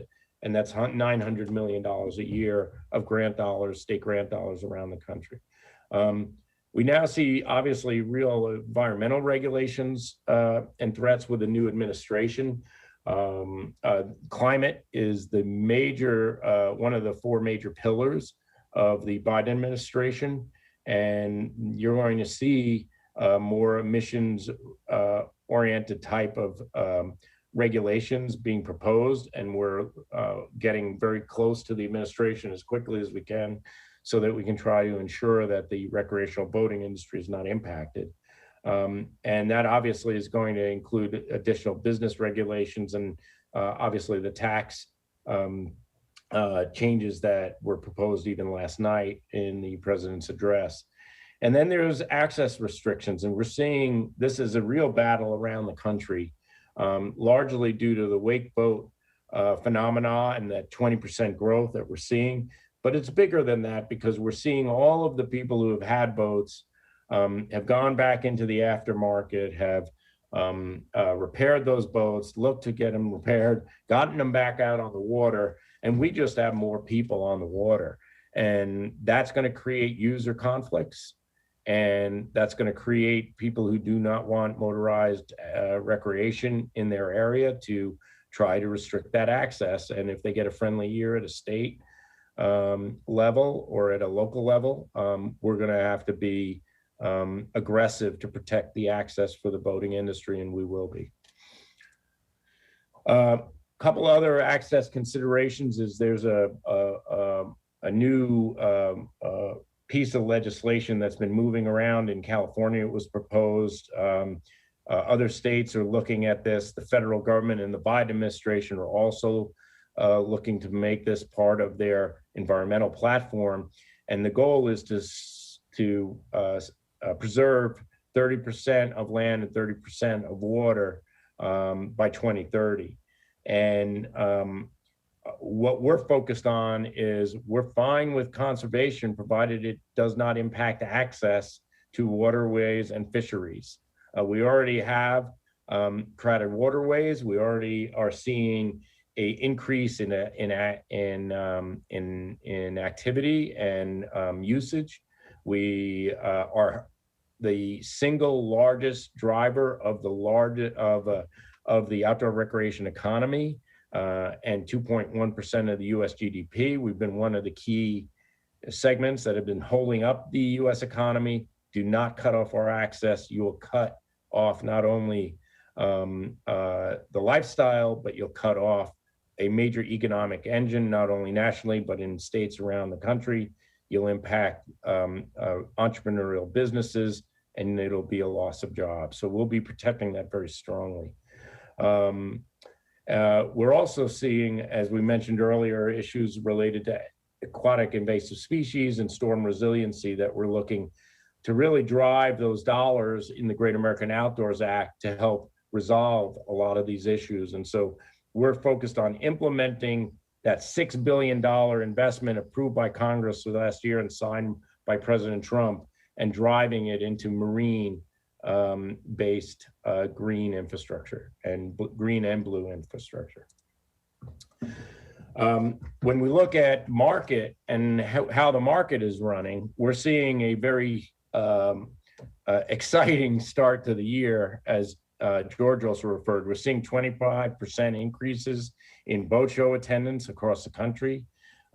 We've seen 60% increases year over year in Discover Boating.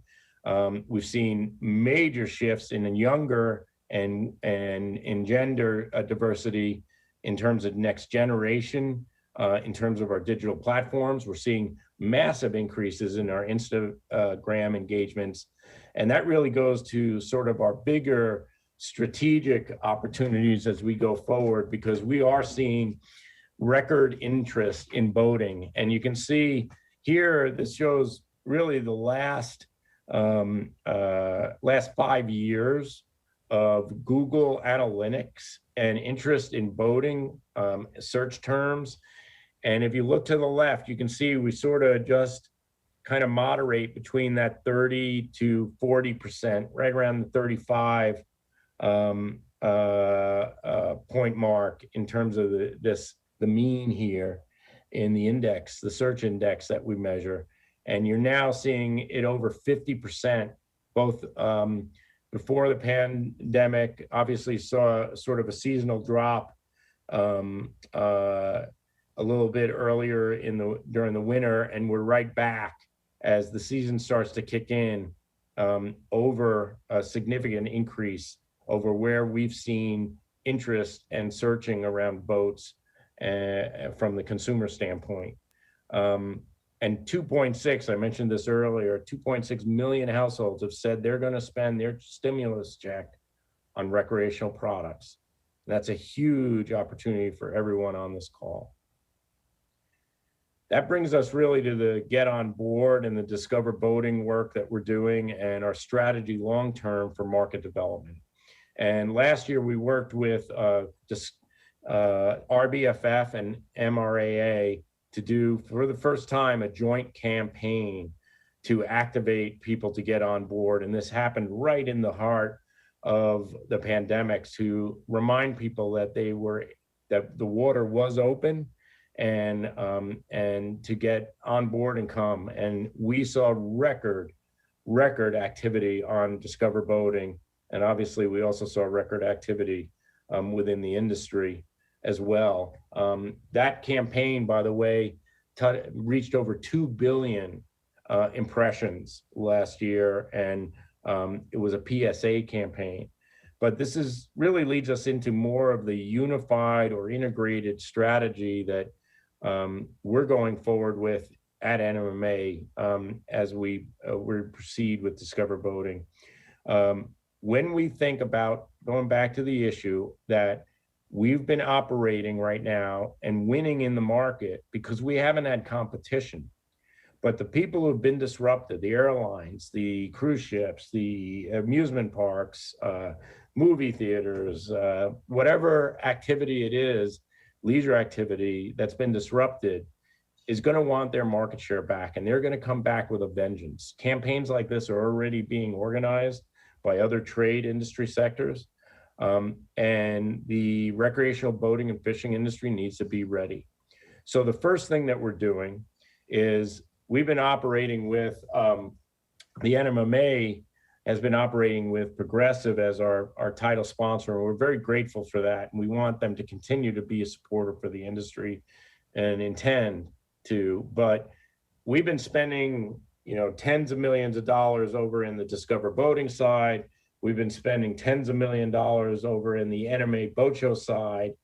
And if we aggregated that and integrated that together, we would be louder just with that strategic move than the Go RVing campaign. We would be bigger than the Go RVing campaign in America. This will become the biggest campaign compared to any other lifestyle sector, recreational lifestyle sector in the country. And our strategy really is, and what we'd like to see in the long term, is for every major market to really become Discover Boating New York, Discover Boating Chicago, Discover Boating Miami. And that really led to why we renegotiated the Miami situation. Miami in 2022, in February, will become the first Discover Boating Miami show. It will be Discover Boating Miami, that unified show that combines the Miami International Boat Show with the Miami Yacht Show and Super Yacht. It becomes the largest single boat show in the world, and it's going to be the major driver and cornerstone for us to be able to drive this strategy. But all of the NMTA boat shows will have this, and our goal is to create a program, a licensing program that allows the members and the industry-owned MTAs to essentially also do that strategy, so that every time you're advertising Discover Boating or your show, you're actually amplifying the national campaign. Every time a boat show manufacturer who's exhibiting markets to their consumers, they're hitting the Discover Boating campaign. By unifying, connecting, and integrating all of boating's voice, we'll be louder than ever before, and we'll be able to compete with all these other sectors that are going to be coming after our market share. So I'm going to end really with some considerations for the future, which are things that I've been thinking about as I've come into the industry. And that really starts with the supply chain disruptions. We clearly need to look at how we can avoid supply chain disruptions going forward. We can see how devastating they are in terms of our ability to meet the market. If glass fiber in fiberglass or resin became disrupted, it would really put a halt to the whole industry. Emissions reduction to hybrid technology is going to be a big issue. We've got a lot of infrastructure that needs to be built. This is not a simple task as we start to green and you see climate change policies across the country and in states. We need to let people know how important we are from an economic standpoint, and that you can't just flip a switch and move to these hybrid technologies. And you also can't just charge up 20 miles offshore. We have different issues. And to be quite honest, if you're looking at carbon reduction, transportation, and airline and other industry sectors, we're de minimis compared to their output. And we already are in a way hybridized when you think about anything from sailboats to electric motors that are used for trolling. And I think you'll see that expand quickly. So we want to make sure that we really are able to manage our transition to a green economy and not be penalized as we move to a green economy. This also means conservation is a big issue, because much of conservation funding comes from excise taxes, our boat fuels, as well as gas fuels for transportation get driven into conservation and infrastructure funding. There is no replacement right now or consensus for how this funding model will be replaced as you go to a green economy, and that's going to be a big issue, and we're going to have to be at the table, and will be. Repair event cycle times is another issue. Right now, what I'm hearing from dealers is that they are, if a product is in stock, that they can repair that product on average somewhere between 30 to 60 days. That's not fast enough. I know this was a big focus on the RV industry to really reduce this down. If you look at being over 40 days, 30 to 60 days, if it's a new product, that's a significant problem, because lemon laws are 30 days, and we don't want to be the poster child for the lemon law and legal industry. We've got to get our repair event cycle times down. Some of that's labor, but a lot of this right now is parked. inventory and our ability to be able to get a product repaired quickly. And we're seeing a big influx, obviously, of the aftermarket coming in. And so that's actually compounding the problem in the repair event cycle category. Chemicals management is another issue. Right now you're seeing the environmental policies I was mentioning as a risk earlier are connected to the Biden administration and what they're doing. Some of the chemicals that are in boat manufacturing are on that list. Again, and that could create another supply chain disruption. So these are issues we're watching. Aquatic invasive species and cradle-to-cradle design so that we are creating a sustainable industry are also areas that we're looking to make sure that we're staying ahead of the curve, and we've got a proactive action plan. That means that you're always much better to do something like this to yourself than have a regulator do it to you. And so these are the areas right now that we're really looking at. How do we build a strategic plan going forward and get ahead of these issues before they impact the industry? And with that, I'm just going to remind everyone that let's remember what we sell, which is just an incredible lifestyle. And that is what the American people have been looking for right now. We have been so critical to the health and wellness of the American public. We can play an important role in the economy going forward. And what we sell is joy and family and connection and relief. And that's been much needed in these past few days and this past year. And we can be very proud of the role we played this past year in helping the economy stay strong and Americans stay healthy. Thanks, Frank, for that presentation. What a fantastic time to be in the country's $180 billion recreational boating industry, ecosystem, empire, and I'm so delighted to have you at the helm. Frank, I did have a question for you. There was a New York Times article yesterday, and I'm going to quote here, as the economy rebounds and manufacturers face new hurdles, U.S. factories are humming again, but the recovery speed has left many employers scrambling for workers or for parts. So my question is, how are you feeling about the upcoming silver tsunami, and what are the plans to get younger workers and diverse workers into the pipeline? Yeah, you know what? I think George, this issue is an immigration issue, and an education issue. So it's a systemic issue. It's bigger than the industry, and I know it's been looked at. We were looking at this very closely in the RV industry as well. And the reality is most people are not training their kids to work in manufacturing. They're moving them into creative class jobs and other similar, they're sending them to college, and that's their right and to be expected. And the folks who want to come in and do that work, they're out there, but our immigration policy is not really aligned with what is needed when you look across all of the manufacturing sectors. And if I talk to my colleagues and comrades in the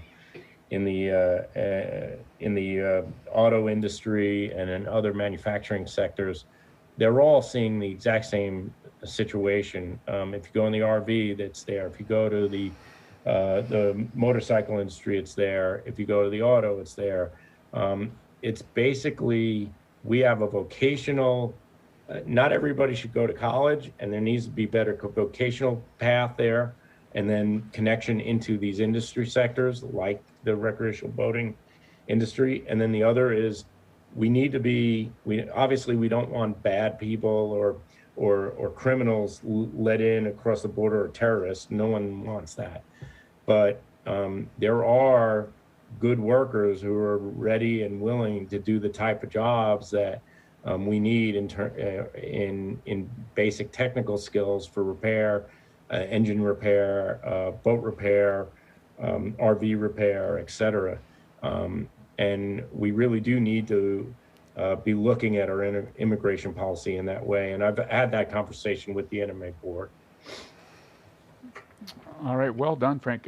Question that I'm thinking about, it was 10 years ago that National Marine Manufacturers Association convened a group in Chicago I think it became known as the Recreational Boating Leadership Council. Made me think of it with your mega issue slide there at the end.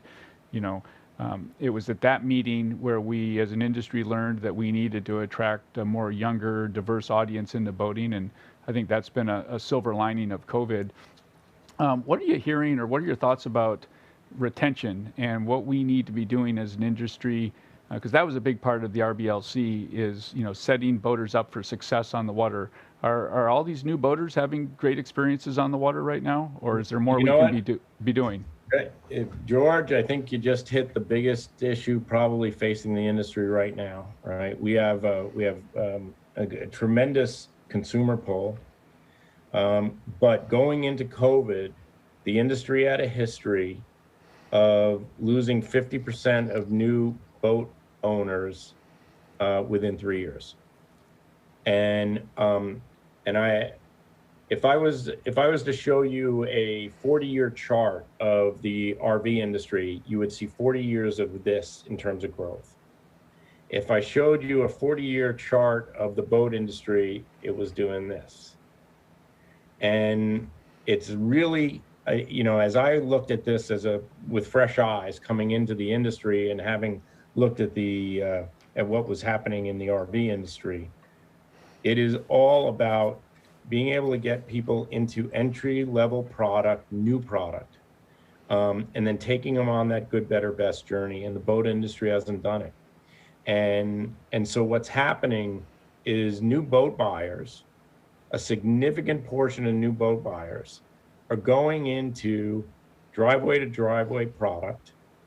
They are buying a product that they don't know if it even works or if there's a problem. It's a used product. And instead of going to a dealer and buying a entry-level product that is new and gives them a good experience.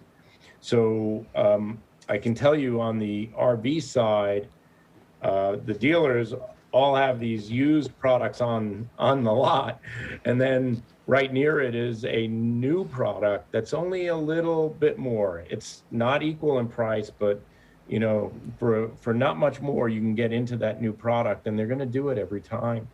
And we don't have that opportunity right now. But when you look at the data, the national data, where is everybody going? They're coming into those entry-level product categories. And so, yeah, we've seen a very robust used market. We've seen a very robust new market. The people who have gone into that used market, it's very uncertain what type of experience they're going to have. And we're going to lose a lot of them, unfortunately, because they're not being connected to that dealer, and we're not focused enough on that consumer experience when they're first coming in. You remember the first time, if you bought a BMW and it didn't work, even if it was used, you'd have a bad taste in your mouth. And if we're taking 30 to 60 days to fix it, it's even worse. That cannot happen in this industry.